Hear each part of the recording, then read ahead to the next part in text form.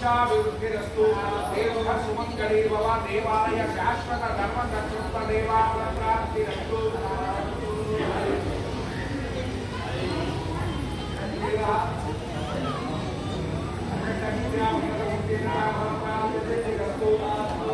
सरस्वती कलाक्षमल सिद्धिरस्तु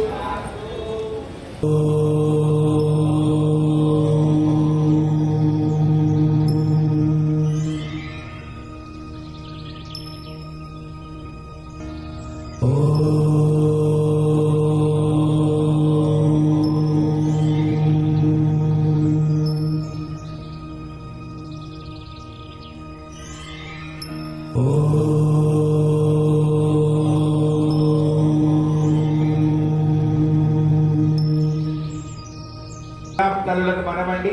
ఇంకా 3 వారాలు ఇదే విధంగా జరుగుతుంది కార్యక్రమం. మనకి సహజంగా దసరా నవరాత్రుల్లో ఇలా చేయడం అనేది ఒక విశేషమైతే అదేమో శక్తి స్వరూపిణి, ఇది కూడా శక్తి స్వరూపిణి. కానీ ఇక్కడ శ్రావణ మంగళ గౌరీగా మనం అమ్మవారిని ఆరాధన చేస్తూ ఉంటాం. అటువంటి మహత్తరమైన అవకాశం ఈ యొక్క మన ఆలయంలో దేవాలయ చైర్మన్ గారి దంపతులు ఎటువంటి రసీదులు తీసుకోకుండా భక్తులందరికీ కూడా వరలక్ష్మి అనుగ్రహం దొరకాలనేది సద్భావన. అటువంటి అదృష్టం వారితో పాటు మీ అందరికీ కూడా శతదా సహస్రద వరలక్ష్మి కరుణ కృపా కటాక్ష సిద్ధిరస్తు. అలాగే ఈ నెల 15వ తారీఖు 4వ శుక్రవారం పార్వతీదేవి మూలవర్ల అమ్మవార్లకి 108 కలశాలతో 108 లీటర్ల పంచామృతములతో ఫలరసములతో మంగళ స్నానం జరుగుతుంది. అనంతరం ప్రత్యేక అలంకరణ.